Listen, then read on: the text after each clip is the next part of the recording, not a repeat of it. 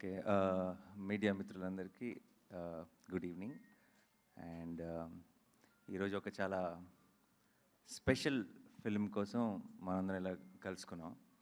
జనరల్గా ఈ question and answer లేదంటే ఇలాంటి ఒక కాన్వర్జేషన్ స్టార్ట్ అయ్యే ముందు మీ అందరం సినిమా టీం మెంబర్స్ అందరూ కూడా మాట్లాడేస్తారు ఒక 10 నిమిషాలు. ఆ తర్వాత మీరు అడుగుదామని వచ్చిన క్వశ్చన్లకి చాలా వాటికి అందులోనే ఆన్సర్స్ వచ్చేస్తాయి. సో మీ ఎక్సైట్మెంట్ కూడా కొంచెం తగ్గిపోతుంది కాబట్టి మేము స్పీచ్లతో స్టార్ట్ చేయం, మీరే క్వశ్చన్స్తో స్టార్ట్ చేయండి. సో మీ అన్ని క్వశ్చన్స్కి మేము ఆన్సర్ ఇవ్వాలి. అండ్ ఆ తర్వాత లాస్ట్లో మీరు అర్జెంటుగా కెమెరాలు సర్దుకొని వెళ్ళిపోకపోతే మా స్పీచ్లు కూడా ఇస్తాం. అండ్ యాక్చువల్లీ నాకు కూడా కొన్ని క్వశ్చన్స్ అడగాలి మా టీం మెంబర్స్ని.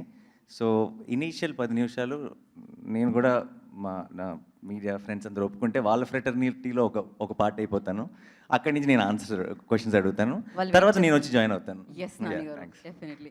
సో ప్రశ్నలు నానిగారి వైపు నుంచి ఉన్నాయన్నమాట. ఇప్పుడు మీకు నానిగారికి మైక్ ఇవ్వండి.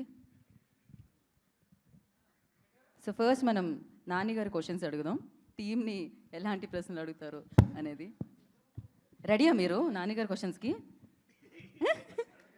దర్శకరు రెడీయా మీరు? నేను మన మన మన వాళ్ళ స్టైల్లో అడగలేండి, అంత కాంట్రవర్షియల్ కాదు. నేను స్ట్రైట్గానే అడుగుతాను. ఎలాగబ్బా హెడ్డింగ్ పడదాం మీ దగ్గర నుంచి అనేది అడగను, కంగారు పడకండి. 1 సెకండ్ ఆగండి. ఏదైనా క్వశ్చన్స్ పంపించారు ఉన్నాయి ఒక 2-3. అవి ఒకసారి ఇప్పుడు పనికొస్తాయో లేదో అన్నది ఒకసారి చూసి డిసైడ్ అవుతా.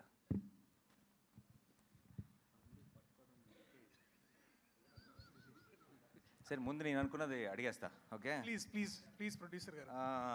ఎవరితో స్టార్ట్ చేద్దాం? జగదీష్. సో నీ ప్రొడ్యూసర్ని అడిగాను. ఓకే, అదే నన్ను నేను అడుక్కున్నాను. బేసిక్లీ నీ ప్రొడ్యూసర్ చాలా చాలా మంచి డైరెక్టర్ దొరికాడని ఫీల్ అవుతున్నాడు. నువ్వు మంచి ప్రొడ్యూసర్ దొరికాడని ఫీల్ అవుతున్నావా? 100% సార్, 200%.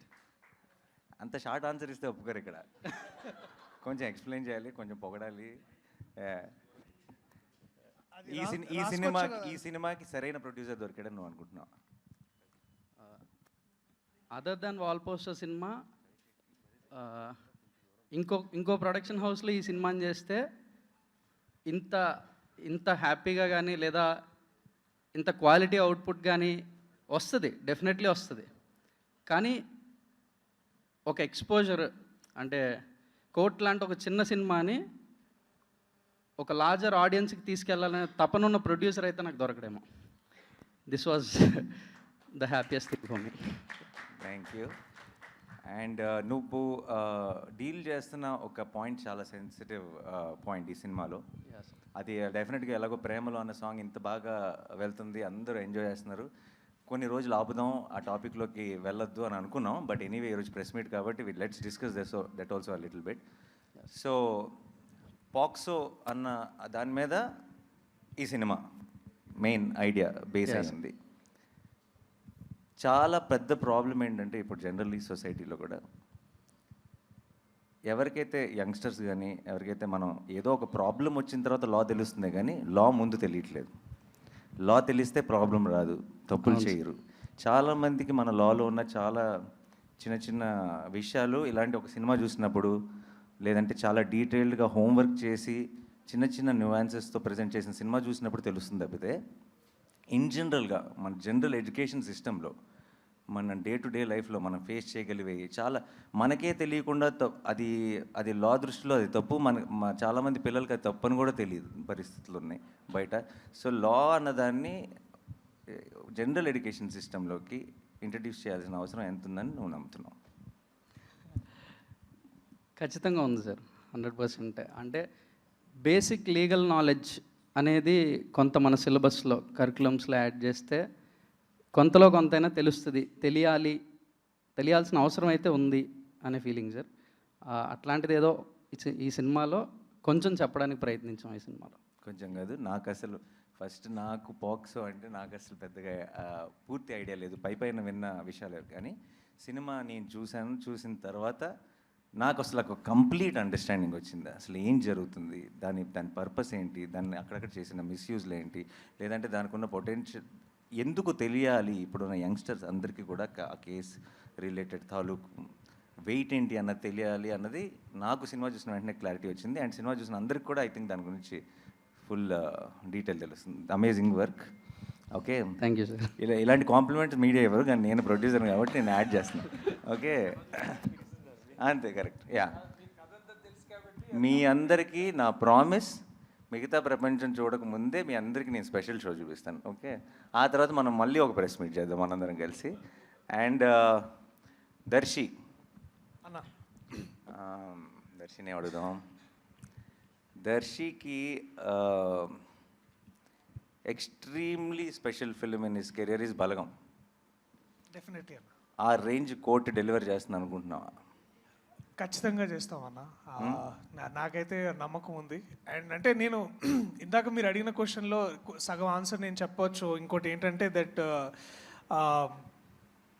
ఇంకే ప్రొడక్షన్ హౌస్లో చేసినా ఒక ఎత్తు, కానీ మీతో చేయడం ఇంకో వేరే ఎక్స్పీరియన్స్ అన్న. ఎందుకు ఎక్స్పీరియన్స్ అంటే మోస్ట్ ఇంపార్టెంట్లీ నాకు కూడా ధైర్యం ఉంటుంది. ఓకే, నేను చేసేది కరెక్టే, ఈ టీం అందరం చేసేది కరెక్ట్ అని బిలీవ్ చేయడానికి ఏదైనా ఉంటే ఆ నాని అని ఉన్నాడులే, చూసుకుంటాడులే అనే ఈ ధైర్యం. నాట్ జస్ట్ బికాజ్ మీరు డబ్బులు పెడుతున్నారని కాదు, లేకపోతే బెటర్గా దీన్ని వైడర్ ఆడియన్స్ తీసుకెళ్తారని కాదు, కానీ స్క్రిప్ట్లో ఎక్కడన్నా మధ్యలో ఒక నాట్ ఉన్నా, లేకపోతే ఎక్కడైనా ప్రాబ్లం ఉన్నా సరే మీరు ఒక రైటర్గా ముందుకు వస్తారని మాకు ఆ నమ్మకం ఉండింది. అండ్ డైరెక్టర్గా కూడా మీరు మమ్మల్ని అంటే ఇతన్ని కానీ లేకపోతే ఇక్కడ అంటే బట్ నాకు తెలుసు అన్న, I think your a successful actor because your also great writer. And నాకు ఆ నమ్మకం ఉంది. So that's the reason I think this is a better experience. నిజంగా రాసిన ఏం లేదు అసలు ఎప్పుడు, బట్ అప్పుడప్పుడు మంచి ఐడియా వస్తాయి. But at least you know what is a better material. So yeah, అది నాకు తెలుసుగా, నేను ఎందుకు అడుగుతా, మీరు అడగండి కావాలంటే. ఓకే, అండ్ నేను నా సైడ్ నుంచి చెప్పాల్సిన మాట, నేను నీకు గుర్తుందా, నేను దర్శన్ కలిసినప్పుడు నేను అన్నాను, నాకు పర్సనల్ ఫేవరెట్, నాకు బలగం అంటే, బలగంకి నేను చాలా పెద్ద ఫ్యాన్. అది ఐ థింక్ అందరికీ తెలుసు, నేను చాలాసార్లు మీడియాలో కూడా షేర్ చేసుకున్నాను. ఈ సినిమా స్టార్ట్ చేసేటప్పుడు దర్శి నేను నా ఆఫీస్ బయట ఉన్న లాన్లో సరే వీఆర్ స్టార్టింగ్ ద ప్రాజెక్ట్ అని మాట్లాడుకున్నప్పుడు దర్శితో అన్న, no matter what, this should be your second best film Darshi, అలా చేయాలి మనం అని నేను ఫిక్స్ అయ్యా. అంటే Balagam is the best film అని. రీసెంట్గా సినిమా చూశాను, I think second best film కాదు, ఫస్ట్ దాంతో పోటీ పడుతుందని నా నమ్మకం. Thank you. థ్యాంక్స్ అన్న. And thank you. మీ రోషన్కి నీకు ఇది కామన్ క్వశ్చన్. నేను ప్రొడ్యూసర్ని, కానీ ఆన్ లొకేషన్ ప్రొడ్యూసర్ని కాదు కాబట్టి నాకు చాలా విషయాలు పోస్ట్ అవుతుంటాయి. మీ ఇద్దరికి బోల్డ్ ఈగో క్లాష్లు ఉన్నాయని, సెట్లో ఉన్నప్పుడు నేను హీరో అని, ఫస్ట్ హాఫ్ హీరో నేను, సెకండ్ హాఫ్ హీరో నేను అని మీరిద్దరు ఒకరినొకరు చూసుకోకుండా అలా చాలా ఈగోయిస్టిక్ ఆన్ లొకేషన్ బిహేవ్ చేశారని విన్నాను రూమర్స్, బట్ అది ఎంతవరకు నిజం? దీనికి అతనే కరెక్ట్ చెప్తాడన్న. అండి, ఇక్కడికి వచ్చిన మీడియా వాళ్ళందరికీ నమస్కారం అన్న. అలా ఏం లేదన్నా యాక్చువల్లీ, బట్ అన్నే సాంగ్ నువ్వే దొబ్బేశావు. లైక్ గర్ల్ ఫ్రెండ్ నీకే ఉంది, సాంగ్ నువ్వే దొబ్బేశావు, నన్ను ఏంట్రా ఈ లాయర్ చేశారు అనేసి ఫీల్ అయ్యాడు. యా, నీకు లవ్ స్టోరీ కావాలనిపించిందా? అంటే దీంట్లో ఫస్ట్ వర్షన్ ఎట్లుండిందంటే ముందు సూర్యతేజ అర్జున్ సర్కార్ లాంటి క్యారెక్టర్ అయితే బాగుంటుంది, నేను రోషన్ లాంటి క్యారెక్టర్ చేస్తే బాగుంటుందని ఒక వర్షన్ అప్పుడు ఒకప్పట్లో బాగా నడిచింది. But most importantly ego clashes కంటే కూడా కాంపిటేటివ్ క్లాషెస్ ఎక్కువైనాయి అన్న. అంటే మనోడికి చూస్తే దీంట్లో ప్రతి నటుడికి ఒక సెల్ఫిష్ పార్ట్ ఉంటుంది. అంటే no matter how much is like, నాకు రోషన్ క్యారెక్టర్ చదువుతున్న ప్రతిసారి దీంట్లో ద వెరైటీ, ఒక లవ్ స్టోరీ ఉంటుంది, దిస్ ఇస్ అగైన్ ఒక వెరీ వల్నరబుల్ యంగ్ మ్యాన్, ఒక బ్యాక్గ్రౌండ్ లేని, అంటే బ్యాక్గ్రౌండ్ అంటే ఒక పొలిటికల్ సపోర్ట్ లేని, లేకపోతే ఎటువంటి ప్రాబ్లమ్, అంటే వీక్ వల్నరబుల్ క్యారెక్టర్. అట్లాగే మళ్ళా heal again rise in love.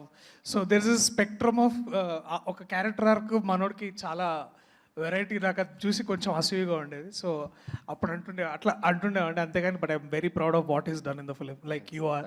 So yeah, and so equally about. మీ ఇద్దరు అయితే డెఫినెట్గా వాళ్ళిద్దరి గురించి నేను తర్వాత మాట్లాడతాను. But Roshan amazing performance and చాలా సినిమాల్లో మనందరికీ తెలుసు రోషన్ ఎన్ని ఫిల్మ్స్లో చేశాడు. తను ఆల్రెడీ ఆర్టిస్ట్గా ప్రూవ్ చేసుకున్నాడు. బట్ నాకెందుకో ఇలా లీడ్గా I think I'm extremely proud of your performance and the film. And నువ్వు ఈ సినిమాతో నాకు తెలియకుండా మీ ఇద్దరు రెస్పాన్సిబిలిటీ నేను కంప్లీట్గా తీసుకుంటున్నా. అండ్ ఐ విల్, ఎందుకంటే I fell in love with both of you while watching the film. చాలా రోజుల తర్వాత లవ్ స్టోరీస్తో ఏంటంటే, నేను బయటకు వచ్చిన వెంటనే చెప్పాను, నీకు గుర్తుందా సినిమా చూసి బయటకు వచ్చిన వెంటనే, లవ్ స్టోరీస్తో ఏంటంటే ఎప్పుడో మనం ఆల్రెడీ చాలా సినిమాల్లో చూసిన స్టార్స్ చేసినప్పుడు ఆ స్టార్స్ మనకు బాగా పరిచయం. సో సీన్స్ బాగున్నాయా, డైలాగులు బాగున్నాయా, మ్యూజిక్ బాగుందా అని ఎంజాయ్ చేస్తామే తప్పితే వీళ్ళిద్దరూ నిజంగా లవ్లో ఉన్నారా అని ఆ ఇమోషన్ని మనం ఫీల్ అవ్వం.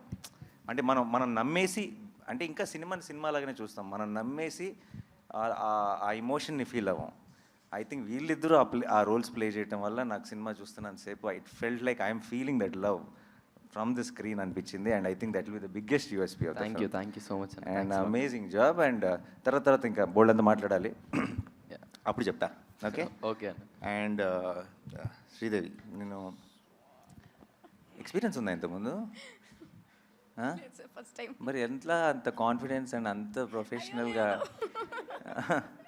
అమేజింగ్. అండ్ నువ్వు చాలా 1-2 సార్లు not going to the details, but చివరిలో రోహిణి మ్యామ్తో నువ్వు ఏడ్ చేపెట్టుంది, ఆవిడ కూడా ఏడ్ చేస్తుంది ఆ మూమెంట్లో. ఇప్పటికి 4 సార్లు చూసాను అనుకుంటా ఆ సీన్ సినిమాతో ఒకసారి, అండ్ దాన్ని ఇంతకుముందు షూటింగ్ దగ్గర ఒక 3 సార్లు తీసుకొచ్చి చూపించాను. 4 సార్లు నాకు కళ్ళలో నీళ్ళు తిరిగినాయి. And amazing performance. Thank you sir. And నీకు ఏం క్వశ్చన్ అడగాలి? ఏమైనా కంప్లైంట్స్ ఉన్నాయా ఎవరైనా టీం మెంబర్స్ మీద, నా మీద కానీ ఏమైనా ఉంటే ఇప్పుడే this is your opportunity. Sir Jagadish గారి మీద కంప్లైంట్. చెప్పేసే మరి అయితే. నా మీదే ఉంటాయి సార్, ఖచ్చితంగా నా మీదే. అయ్యో సార్, మొత్తం అదలా చేస్తారు సార్, దగ్గరికి వచ్చి మొత్తం కొట్టేస్తారు, అది రాకపోతే అయ్యో కొట్టేస్తారు. దొరికింది వాళ్ళకి హెడ్డింగ్. అంటే యాక్చువల్లీ అన్నయ్యకి ఎక్కువ ప్రేమ వస్తే తట్టుకోలేడు అన్న. సీన్ బాగా వచ్చిందంటే దగ్గరికి వచ్చేసి తమ్ముడు రాస్తాడు. సో అదలాంటి ప్రేమ. అలాంటి వైలెన్స్ పర్లేదు, ప్రేమతో వైలెన్స్ అయితే ఓకే. నా దగ్గర అయితే అలాగ ఎప్పుడు చేయలేదన్న. వీడు ఎందుకు పెట్టుకున్నాను రా వీడిని అన్న.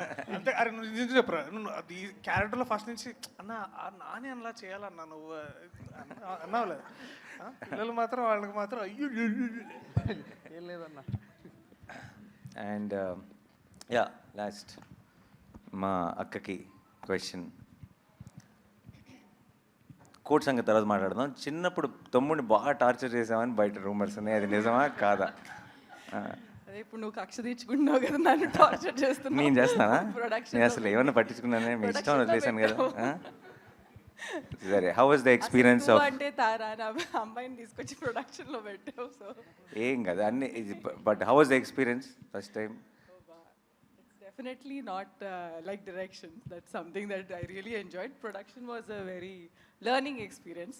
కాకపోతే నా టీం అంతా వెరీ స్వీట్ టీమ్ కాబట్టి నేను చేసే చిన్న మిస్టేక్స్ క్షమించి they were very helpful. But every time I'm తన దగ్గర నుంచి తను మాట్లాడుతున్న ప్రతిసారి నాకు ఈ టీంని ఎంతగా ఓన్ చేసేసుకుందో నేను ఐ కెన్ సీ ఇట్ అనమాట. తను చేసినప్పుడు నా సినిమాల్ని ఇవన్నిటిని కూడా అంత ఎప్పుడు ఓన్ చేసుకోలేదు. మన పాట హిట్ అయింది, మన రీల్ బాగా వెళ్తుంది, ప్రతిదీ నాకు చెప్పి ఒక చిన్నపిల్లలాగా ఎక్సైట్ అయిపోతుంది. And I was so happy to see that. So అంతే నా సైడ్ నుంచి క్వశ్చన్స్. ఇంకా వాళ్ళకి అప్పచెప్పేద్దామా? ఇప్పుడు దాకా జరిగింది వార్మప్ మాత్రమే, అసలైన అటాక్ ఇప్పుడు జరగబోతుంది. నేను పైకి వచ్చి సరే నానిగారు మీ దగ్గర నుంచి స్టార్ట్ చేద్దాం. నానిగారు మీ దగ్గర నుంచి స్టార్ట్ నానిగారు ఇటు వచ్చేసేయండి. అక్కడికి వెళ్ళినా ఇక్కడ ఉన్నా. ఇటు వచ్చేసేయండి నానిగారు.